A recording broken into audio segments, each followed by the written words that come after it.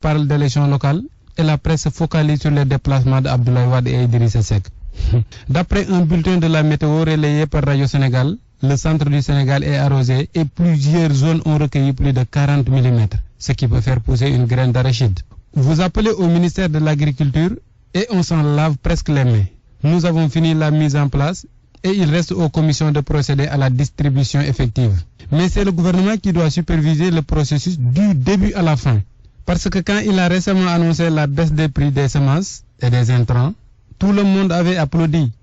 Mais les cultivateurs n'avaient jamais cessé de rappeler, et à juste titre d'ailleurs, au gouvernement que la principale priorité était la disponibilité à temps des semences. Ce ne fut pas le cas. Ce qu'on sait déjà, c'est que toutes les semences ne seront jamais retirées. D'abord, parce qu'il y a une partie dont la qualité est très mauvaise et que les paysans ont fini de s'en détourner. Ensuite, parce qu'avec ce retard, au moment où certains les recevront, ce sera trop tard. Ce qui est aussi sûr est qu'une partie de ces semences stockées dans des magasins seraient déjà sous terre au moment où nous parlons et ce ne serait que plus bénéfique. Que faut-il faire à partir de ce moment? Accélérer comme leur leitmotiv. Et c'est plus simple quand le blocage est identifié et les lenteurs situées. Ce qui est quand même dur à avaler est que ce sont les membres des commissions qui traînent les pieds alors que ce sont eux qui en ont le plus besoin et le plus rapidement possible.